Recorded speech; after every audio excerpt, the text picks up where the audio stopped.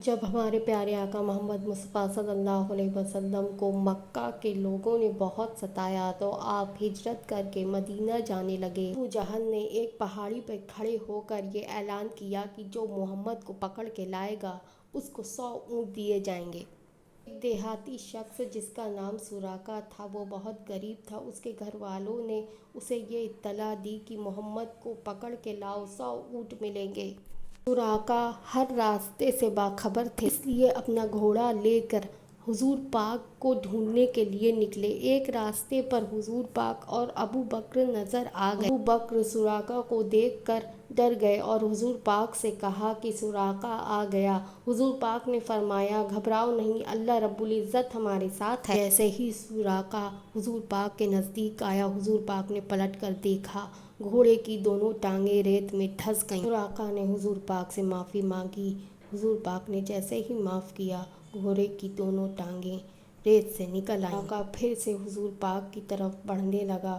حضور پاک نے پھر سے پلٹ کر دیکھا اور اس بار گھوڑے کی چاروں ٹانگیں ریت میں دھس گئیں۔ سراقہ نے پھر سے معافی مانگی، حضور پاک نے معاف کر دیا اور اس بار سراقہ اپنا گھوڑا لے کر واپس جانے لگے۔ سراقہ پھر سے حضور پاک کے پاس آیا اور کہا کہ آپ کو پکڑنے کے لیے ابو جہل نے مجھے 100 اونٹوں کا لالچ دیا تھا۔ اس پر حضور پاک نے ایک چمڑے کا ٹکڑا لیا اور اس پہ کچھ لکھا اور سراقہ سے کہا کہ جب میں مکہ فتح کر لوں گا تو تم اس چمڑے کے ٹکڑے کو لے کر کے آنا اور اس پہ جتنی زمین لکھ دی گئی ہے وہ تمہیں دے دی جائے گی۔ ایک زمانے کے بعد جب حضور پاک نے مکہ فتح کر لیا اور آپ کعبے کے قریب تشریف لے گئے تو سراقہ وہی چمڑے کا ٹکڑا لے کر کے آئے۔